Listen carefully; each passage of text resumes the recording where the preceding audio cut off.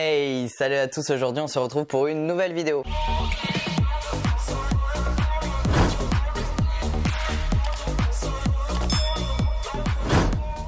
Salut tout le monde, j'espère que vous allez bien. Aujourd'hui on se retrouve pour parler de phalloplastie antébracale. Donc voilà, si vous n'avez pas déjà vu ma vidéo que j'avais fait juste avant, de toutes les différentes techniques de phalloplastie qu'il peut avoir, vous pouvez aller la voir de suite. Là aujourd'hui on va parler spécifiquement de la antébracale, donc avec la peau du bras, et ça s'appelle plus communément la RF. Donc voilà, on va déjà commencer par le début. En France, on peut avoir recours à cette technique-là, privé ou en public, bien qu'en privé je n'en connais pas spécialement, mais en public en tout cas je connais. Il y a plusieurs CHU de grandes villes qui le font. Là en tête j'ai Bordeaux, Amiens, Paris, Lyon, Lille, peut-être Marseille mais je suis pas sûr. Mais enfin voilà, vous avez vu, c'est un peu dans les grandes villes que ça se fait, dans des équipes pluridisciplinaires. Donc en principe c'est des trucs genre la Sofect, le Grétis, le je sais pas quoi, enfin bref, tous les noms bizarres qu'il peut avoir. Il faut aussi penser au fait que maintenant ça a changé, que c'est pas forcément que des monstres. Il faut juste aller voir, tester, et si ça le fait, ça le fait. Par rapport à la recherche de comment trouver les praticiens, je vous ai déjà expliqué dans une vidéo où comment trouver un bon praticien. Je vous laisse aller chercher. Ça malheureusement ce sera que de la recherche sur Transbucket, Transdistrict et sur les groupes Facebook. Vous pouvez y avoir accès que comme ça, donc pour trouver les bonnes informations. Enfin moi je pourrais pas vous y donner, donc c'est vraiment à vous de chercher vraiment vers qui vous allez vous tourner. C'est très difficile à trouver, il faut vraiment chercher et il faut bien insister sur l'entraide avec la communauté. Donc pour vous expliquer un peu plus qu'est-ce que la phalloplastie, ça va être vraiment une opération qui va utiliser ce que vous avez entre les jambes avec d'autres choses qu'il y a sur votre corps pour pouvoir créer un pénis avec un scrotum, enfin voilà tout ce que vous voulez, enfin genre vraiment un pénis quoi. Donc par rapport à la phalloplastie antébracale, et là je parle que vraiment de ça, donc ça va être vraiment que ça. Une fois que vous avez trouvé le chirurgien, que vous vous êtes lancé là-dedans, que vous êtes prêt. Il y a plusieurs choses qui vont rentrer en compte. Déjà il y a l'épilation laser de l'avant-bras que vous êtes obligé de faire ou non, ça dépend. En fait le plus important c'est que ici vous n'ayez pas de poils, parce que cette partie là va être l'urètre. Si vous faites l'urètre, il faudra prendre cette partie là qui va être prélevée. Donc on s'arrête plus communément, normalement on s'arrête par là. Là il y a le pli du coude, et ben en fait on s'arrête là, et ça va être tout ce qui va être prélevé en fait. Et donc du coup toute cette partie là va être l'urètre. Donc ici il faut vraiment qu'il n'y ait pas de poils pour que dans l'urètre quand votre urine s'écoule, que ça ne se bouge pas en fait. Donc voilà, si ici vous n'avez pas de poils, vous n'êtes pas obligé de faire l'épilation laser ici. Mais bon c'est vrai que c'est quand même mieux parce que ça évite que vous ayez des poils sur votre verge. Après ça dépend. Ça dépend si vous avez le temps, si vous avez les moyens et si vous en avez envie aussi. Donc voilà, première chose à savoir, c'était ça. Après, donc la phalloplastie antébracale, c'est l'avant-bras. Donc du coup, en fait, on va prendre de la peau de votre avant-bras. Donc en principe, on va prendre, donc je vous montre le bras comme ça. On va partir d'ici. On va prendre toute cette partie-là, tac, tac, tac, pour laisser qu'une petite arête ici de peau. Comme là, et ici il y aura un petit tracé comme ça va se faire comme ça, hop, comme ça, et voilà. Ils vont prendre toutes les pellicules de peau, plus la graisse, donc tout ça aussi, et ils vont prendre aussi dans votre bras, vous avez l'artère radiale et la cubitale. Je sais même plus laquelle ils prennent, mais soit la radiale, soit la cubitale. Et ça, il y a les tests d'Allen qu'il faut faire. C'est un test en fait où vous allez sur ça ici, vous allez appuyer comme ça, et avec votre main, pendant que quelqu'un il vous appuie ici, vous allez faire comme ça, comme ça, comme ça pour pomper le sang. Votre main, elle va devenir toute blanche et vous allez en lâcher un. Et si votre main, mais l'autre, elle est toujours pressée, si votre main, elle redevient rouge rapidement, c'est que vous avez une bonne circulation de sang. Donc ça, c'est une chose. Avant ça, vous faites aussi un Doppler. Donc le Doppler, en fait, ça va vraiment être une échographie du bras, si vous préférez. Enfin, pas que du bras, il y a aussi de là où vous allez le raccorder. Donc quand vous allez prendre l'artère, votre greffe, vous allez la raccorder en bas sur une des artères en bas. Donc ils vont regarder la taille de vos veines, la taille de vos artères, enfin la taille de vos artères, la longueur, comment le sang il circule bien, est-ce que ça va le faire, les diamètres, tout ça. Une fois que ça c'est bon et que c'est tout prêt, là vous allez pouvoir vous faire opérer parce que du coup c'est tout bon. Donc comme je vous ai dit, ils prélèvent à peu près les 2/3 de votre peau. Donc la peau, la graisse, une artère et des nerfs pour justement que vous puissiez avoir beaucoup de sensations. Ça sera vraiment des sensations sensation plus tactile que érogène, hein. Ça va pas être vraiment érogène comme votre 10 litres quand vous le touchez, c'est érogène. Là c'est vraiment tactile, enfin on sent qu'on vous touche. Et c'est d'ailleurs la phalloplastie antébracale, c'est celle qui a le plus de sensations. Moi j'ai vu plusieurs chirurgiens et à chaque fois c'est ce qui ressort. Donc c'est celle qui aura le plus de sensations par rapport au pénis quand vous allez le toucher ou quand vous allez avoir des relations sexuelles. C'est ça qui en ressort le mieux. Donc voilà, une fois qu'ils vous ont prélevé cette partie de lambeau, ils vont découper tout le lambeau, tac. Je vais essayer de vous mettre des photos à des moments, des petits schémas. Normalement j'ai des schémas de Eden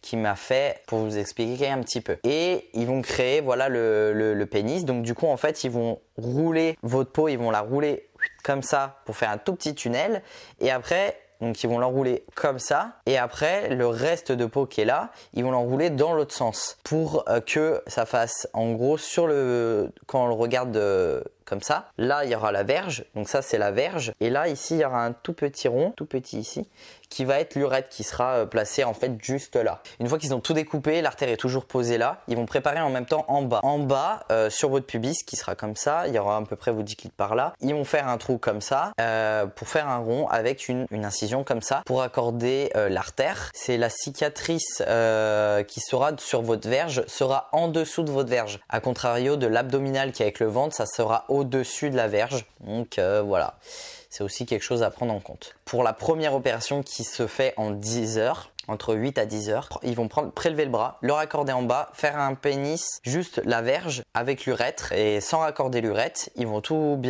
rafistoler comme il faut. Il n'y a pas de glanuloplastie, donc avec le gland, pas de scrotoplastie, pas de scrotum, donc de bourse, pas de pose de prothèse érectile et pas de raccordement à l'urètre et pas de fermeture du vagin. Tout ça, c'est la première opération et pour reconstruire le bras, en fait, ils vont prendre de la peau de la cuisse. Donc ils vont prendre à peu près 2 grandes bandes comme ça sur la cuisse. Ça va être vraiment les 2 premières couches ou une première couche, je sais plus vraiment, qui vont venir ici agrafer parce que là, ils peuvent pas suturer parce qu'ils sont obligés d'agrafer parce que c'est tellement fin, ça se suture pas. Donc ils vont voilà agrafer votre peau et après vous aurez un gros bandage pour protéger avec du tulle gras et tout ça. Et la cuisse c'est pareil, vous aurez du tulle gras et elle en fait elle va cicatriser comme une grosse brûlure. En fait la cuisse c'est vraiment comme une brûlure, comme si vous étiez éraflé en fait. Un peu high level quoi, mais ça c'est quelque chose qui va disparaître avec le temps si vous massez bien, si vous crémez bien et que vous y protégez du soleil. C'est vraiment quelque chose qui peut être très discret et qui ne se voit pas. Par contre la peau du bras avec le temps ça va être vraiment comme si vous avez été un grand brûlé et en fait vous êtes à vif, vous avez les muscles à vif, on voit tout. Après quand il y a la peau vous allez être tout rouge, donc vous aurez la peau toute rouge ici, mais avec le temps ça va s'estomper un peu, mais voilà après des fois il y en a ça fait un peu la peau comme ça, comme si elle avait été brûlée, tu sais qu'elle avait un peu fondu, et d'autres pas du tout. Ça dépend vraiment de la qualité de votre chirurgien, de votre opération, de votre facilité à vous rétablir et puis à cicatriser surtout. Et puis si vous en prenez soin, si vous crémez, massez, vous faites du drainage aussi, vous décollez les adhérences et vous mettez de la crème et vous protégez du soleil. Ça dépend vraiment de plein de choses. Sachez que c'est bien une greffe, donc on va détacher de votre corps cette partie-là pour la mettre en bas. Donc il y a aussi un risque très petit de 2-3% que la greffe ne prenne pas. Et malheureusement, le seul recours que vous pouvez faire après, c'est l'abdominal, parce que en fait, celle du dos, de la cuisse, c'est pareil, c'est de la greffe. Donc si ça ne marche pas une fois, en principe, ils le feront pas une deuxième fois. Et vous pourrez avoir recours à l'abdominal, mais malheureusement, vous aurez niqué votre bras avec un bout de votre cuisse. C'est un risque minime, mais si vous êtes vraiment en bonne santé, avec des bons chirurgiens, normalement, il n'y a pas de problème. Donc ça, c'est la première opération. Vraiment, c'est prélever, construire juste la verge avec l'urètre sans la raccorder et rien d'autre. Prélever sur la cuisse pour reconstruire le bras. Ça dure entre 8 à 10 heures. Vous restez alité 6 jours. Donc ça veut dire alité, ça veut dire que vous restez couché dans le lit. Donc vous faites pipi, caca, vous mangez, vous ne vous levez pas. Après, il y a les premiers levés, tout va bien, vous retournez aux toilettes. Sachez qu'aussi votre chose à savoir, mais votre transit, il va être un peu fatigué. Genre il va être un peu en pause. Donc vous inquiétez pas, vous allez peut-être pas avoir besoin de faire caca pendant 6 jours. Peut-être que pendant 6 jours, vous allez même pas faire caca. Donc voilà, vous allez t'arrêter toutes 2 mois, 1 mois et demi, ça dépend quel est votre travail, votre situation et tout. Il y a des gens où ils vont porter des trucs, eux c'est sûr, ils vont pas reprendre en 2 mois. En 2 mois, tu portes pas grand chose, hein. Par contre, si vous avez quelque chose où il faut juste rester assis et au pire prendre le téléphone, bon bah vous faites avec l'autre main, ça le fait. Mais par contre, si vous avez besoin de votre main droite pour conduire et tout ça, au bout de 2 mois, c'est un peu léger mais ça va. C'est quelque chose qui peut se faire quoi. Donc voilà, ça dépend aussi vraiment de votre établissement et tout ça. Donc comme je vous ai dit, vous restez 10 jours à l'hôpital et 6 jours à l'IT, 6 à 7 jours pardon à l'IT. Après, si vous habitez loin, vous pouvez des fois rester dans une petite unité à côté de l'hôpital ou pour revenir pour les soins. Donc du coup ça peut être pas mal. Donc vous allez vraiment avoir beaucoup de rééducation. Il y a quand même pas mal de choses à faire. Il y a les soins de la cuisse, hein. La cuisse, vous aurez un espèce de truc qui va être collant, qui va se défaire petit à petit. Vous avez des irrigations. Donc en fait c'est une espèce de seringue, une grosse seringue comme ça, avec une aiguille. Et en fait vous allez, c'est une aiguille souple, hein, c'est comme un Scooby-Doo si vous préférez, mais en plus petit, que vous allez mettre dans votre verge, donc dans votre urètre créée. Et en fait vous allez faire passer un liquide comme du sérum Phi pour nettoyer en fait. Et vous avez un tout petit trou à côté du diclite, donc pas votre urètre de naissance, un autre trou qu'ils auront créé, qui en fait il faudra, vous allez sur le toilette, vous allez injecter le produit et ça va ressortir par là. Faut toujours que ça ressorte. Ça veut dire que vous avez pas de problème et que c'est bien, ça fonctionne bien. Et que du coup c'est vraiment en attendant de pouvoir faire le raccordement à l'urètre, il faut faire ça, c'est pour bien nettoyer, pour éviter que ça se bouche et tout ça. Donc voilà, il y a quand même pas mal de soins à faire entre le bras où ça va être très très long. Au bout de 2 mois, vous avez plutôt votre bras qui est comme qui dirait cicatrisé. Enfin, vous allez devoir porter une attelle pendant à peu près 1 mois pour bien la tenir et tout ça. Et en fait après, je crois que au bout d'1 mois, normalement si c'est bien cicatrisé, c'est à peu près ça. Bon, c'est un peu je vous donne à peu près des ordres d'idées, mais c'est pas hyper précis au jour près. Mais voilà, au bout d'1 mois, après vous avez plus la telle, vous allez pouvoir garder votre bras à l'air libre, libre à vous de choisir ou non. Moi je vous conseille plutôt de le mettre dans un petit truc pour protéger du soleil et de la pollution et tout ça, même si en soi si c'est cicatrisé ça craint rien, mais moi je suis un hyper malade avec les avec les cicatrices, donc voilà, vous allez avoir quand même pas mal de choses à faire avec ça, pas mal d'exercices avec la main et tout ça, mais là j'essaie de vous en dire le plus, mais voilà, parce que pareil le bras, hein, ça va être difficile, il va avoir beaucoup de rééducation, ça va être plus le bras qui va vous demander le plus de choses pour la première opération. C'est pas forcément en bas c'est des pauvres cicatrices de partout. Une fois que une fois que la verge elle a pris, il y a pas de problème et que tout va bien, c'est vraiment de la petite cicatrisation de cicatrices, donc ça va. C'est plutôt la cuisse, elle va cicatriser assez vite, hein. Au bout d'1 mois, ça va, elle va cicatriser rapidement. Et donc du coup ça, faudra juste bien crémer et puis bien protéger du soleil, mais ça va être facile. Le bras, ça va être vraiment plus long, ça va être vraiment une grosse période, peut-être 6 mois pour qu'elle commence déjà un petit peu à blanchir. Donc voilà. Après ça dépend vraiment de tout à chacun, hein. Comme je vous ai expliqué, c'est vraiment des grosses proportions que je vous donne en fait. Votre bras, vous allez devoir porter un manchon afin d'aplanir, parce qu'en fait là ici ça va faire un creux, et là aussi ça va faire un creux dans tout où il y aura la cicatrice. En fait toute la partie prélevée sera beaucoup plus petite, plus creuse, et donc du coup il y aura un petit comme un espèce de petit escalier. Et donc en fait ça va vraiment être pour ça que vous allez porter une petite manchette qui va aller de là, des fois ça va jusqu'à là, mais moi je conseille quand même d'aller jusqu'au doigt, parce qu'au moins je trouve que ça aplanit mieux ici, de sorte à ce que en fait votre peau elle soit tout au même niveau. Bon, et il existe certains manchons avec directement intégré du silicone dedans, et ça c'est énorme, je trouve ça vraiment super bien. Il y a une couche de silicone comme ça, et du coup voilà, ça je trouve ça vraiment bien. Je sais plus la marque, faut vraiment que je vous la trouve parce que ça craint de pas vous la donner. Donc c'est celle-ci avec le petit logo là, voilà, c'est vraiment cette marque qui fait des manchons de compression care. Voilà, par rapport au prix, ça sert à rien que je vous le donne parce que c'était en Allemagne, ça veut rien dire. Mais sachez qu'apparemment c'est un peu cher les manchons. Je vous conseille d'en avoir 2 si vous avez les moyens, parce que vous allez forcément le laver. Mais sachez que là, la phalloplastie, si vous la faites en France, tout est pris en charge normalement. Ça dépend où vous allez, mais en principe tout est pris en charge, sauf les soins post-op. Bon l'infirmière, si elle vient, elle a son matos, donc c'est bon. Mais si par exemple les irrigations, la seringue, elle sera pas pris en charge. L'aiguille souple, pareil, ça aussi c'est pas pris en charge. Donc voilà, il y a plein de petits trucs comme ça. Le manchon, pareil, la plupart du temps c'est pas pris en charge, mais des fois ça peut l'être. Ça dépend en fait suivant où vous allez et tout ça. C'est quand même quelque chose qui est sur mesure, c'est pour ça que ça coûte cher. Donc voilà, sachez que pour l'antébrachial, il y a 3 opérations minimum. Après, s'il y a des petites complications, il peut en avoir une 4e ou une 5e, ça dépend. Sachez qu'entre ces opérations, il se passe à peu près 4 à 6 mois. Donc ça laisse du temps aussi au corps de se remettre d'une super grosse anesthésie, parce que la première elle est énervée. La deuxième opération, du coup, ça va être pour faire le raccordement de l'urètre, donc l'urétroplastie. Donc l'urétroplastie, la glanuloplastie, donc c'est le gland, donc le dessin du gland, je vous en expliquerai un petit peu plus. Le scrotum, donc la scrotoplastie, donc les bourses, fermeture du vagin et l'enfouissement du diclite. Tout ça c'est que si vous le voulez, hein. Tout ça c'est dans une même opération, je crois, mais c'est vraiment je crois que c'est à peu près 3 heures d'opération, c'est à peu près dans ces eaux-là. Donc du coup, par rapport à toutes ces options-là que je viens de vous dire, vous avez le droit ou non vous pouvez ou non le faire, suivant votre envie, suivant votre besoin. Et aussi par contre, voyez bien avec le chirurgien s'il est ok, parce que des fois ça peut arriver que non. Mais la plupart du temps, ils sont plutôt cool et compréhensibles, suivant les équipes. Ça dépend vraiment vers qui vous vous tournez.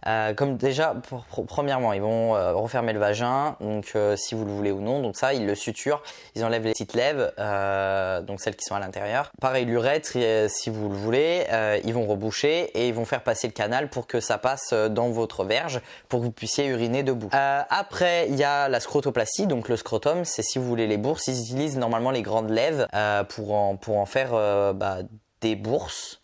Donc il y aura déjà un petit peu de graisse qu'il y a déjà dans vos lèvres, dans vos grandes lèvres. Donc ils vont pouvoir utiliser ça avec la peau qu'il y a autour. Après la glanuloplastie, donc c'est le dessin du gland. Donc en fait en principe ça dépend des techniques que font les chirurgiens, ça dépend vraiment du chirurgien. En principe ils font soit une incision et en fait ils vont faire un petit bourrelet pour faire vraiment le gland.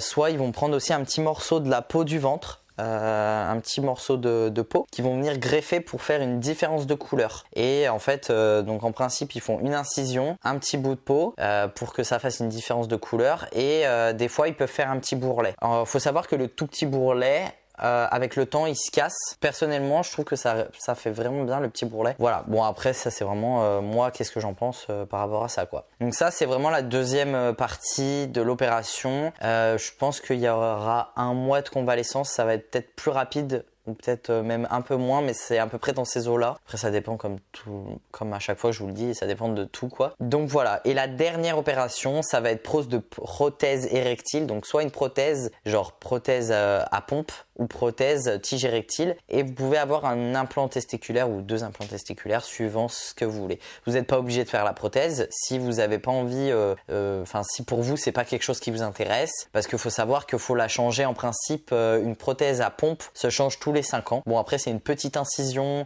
vous la remettez, vous la remplacez, ça va très vite et c'est la convalescence elle est rapide quoi, c'est genre 2 semaines, voilà c'est très bon c'est quand même une opération bien sûr, mais voilà c'est plus tranquille que le reste. Moi je vais vous parler de ZSI parce que c'est ceux-là que je connais, mais après il y en a d'autres aussi. Donc ZSI, comme vous allez voir ici, un petit ballon d'eau qui va être dans un endroit de votre ventre ou bas-ventre, et en fait quand vous allez appuyer sur la pompe la pompe sera placée dans vos bourses, dans une de vos bourses d'un côté, et vous allez pomper genre 3 à 4 fois pour que la prothèse ait une érection. Donc en fait le long de la verge ça va vraiment être quelque chose de souple quand c'est pas gonflé, et au bout c'est quand même un peu plus dur pour qu'on sente que c'est un gland. Et il y a un petit dessin en fait, un peu de relief, ce qui va aider aussi à créer un peu plus de relief sur le gland. Ça va vraiment aider aussi à vraiment lui donner du volume et un peu plus d'importance. Et donc en fait vous allez gonfler plusieurs fois et du coup l'eau va aller dans la verge, et donc ça va vous faire votre érection. Et après quand vous avez fini, vous allez appuyer sur les bourses, sur un des côtés, enfin sur le côté au-dessus de la pompe, il y a un petit truc pour dégonfler et que l'eau revienne dans le petit ballon. Donc voilà, ça c'est la prothèse à pompe. Et il y a aussi les tiges érectiles. Je sais pas du tout au bout de combien de temps il faut les changer, mais je suppose que t'as pas à le changer parce que c'est une tige, donc En principe, ça devrait être bon normalement. Ça, j'ai pas de retour là-dessus. Si vous en avez, n'hésitez pas en commentaire. Donc voilà. Et vous pouvez avoir un implant testiculaire de l'autre côté. Vous avez la pompe d'un côté et de l'autre côté, vous pouvez avoir un petit implant testiculaire. Donc c'est une petite boule de silicone. En principe, ils le mettent juste comme ça. Mais des fois, ils font un petit point. Genre, ils traversent la boule de silicone et hop. Et ils font un petit point à l'intérieur pour que la boule reste bien à gauche. Moi, je pense que c'est quelque chose de bien. Pensez en tout cas. Enfin, vous n'êtes pas obligé d'avoir une prothèse érectile si vous n'en avez pas envie. Mais si vous n'en avez pas, vous ne pouvez pas avoir de rapport sexuel. Après, il y a toujours des petits trucs qui existent. Bon, faut regarder sur internet, mais ça s'appelle un peu des manchettes, je crois. C'est comme une espèce de préservatif un peu plus épais. Et vous allez pouvoir du coup avoir une petite rigidité, mais c'est pas super bien. Si vous avez la tige érectile, vous pouvez avoir des deux côtés un plan testiculaire. Ça peut aussi se faire. Donc voilà, c'est vraiment par rapport à vos envies et tout, mais en principe ça se fait en 3 opérations. Comme je vous ai dit, des fois il y a un petit problème avec l'urètre, il s'est rétréci, il y a eu une petite fistule, un petit truc, mais ça, normalement les fistules, c'est l'opération qui en a le moins. La dernière opération, je crois, c'est à peu près 1 heure. Je suis vraiment pas sûr de ce que je vous dis, mais c'est 1 heure à 2 heures, c'est vraiment très court, donc c'est plutôt cool. Donc voilà, je pense que j'ai vraiment fini de vous raconter tout sur l'antébrachial. J'ai essayé de vous dire tout mon savoir et je suis trop content parce que j'ai pu vous dire énormément d'informations. Donc, en tout cas, si vous avez des questions, des précisions que vous voulez mettre dans la vidéo, je vous en prie, mettez-les. J'ai essayé de dire les choses les plus importantes que j'ai pu recueillir de plusieurs façons différentes. Donc voilà, n'oubliez pas de liker si ça vous a plu, n'oubliez pas de partager. Il y a très peu de ressources sur les phalloplasties, donc si vous pouvez le partager, que vous savez qu'il y a des personnes qui ça peut intéresser, partagez-lui. Si vous pensez que vous voulez les partager sur des forums, n'hésitez pas parce que vraiment c'est quelque chose de très important à partager. Il y a très peu de ressources et c'est difficile de trouver des ressources à l'heure d'aujourd'hui, donc c'est pour ça que vraiment que je m'y suis mis et que c'était important pour moi de le faire. N'oubliez pas de vous abonner et n'oubliez pas aussi que vous pouvez toujours devenir membre de la chaîne YouTube si vous voulez me soutenir. Vous pouvez faire un petit abonnement pour avoir plusieurs avantages sur ma chaîne YouTube. Je vous laisse appuyer sur le bouton rejoindre et je vous explique tout ça en vidéo sur ce bouton. Si cette vidéo elle vous a aidé et que vous voulez me remercier, que vous voulez pas spécialement un abonnement, il y a aussi les merci, les thanks en anglais, mais en France c'est merci, c'est un petit cœur. Vous appuyez dessus, vous mettez combien vous voulez me donner et vous m'envoyez de l'argent comme ça. Ça m'aidera énormément pour m'acheter une carte SD parce que j'en ai toujours pas acheté depuis. Donc voilà, après si vous le faites pas, il n'y a pas de souci. Je vous souhaite une très bonne journée et bye tout le monde.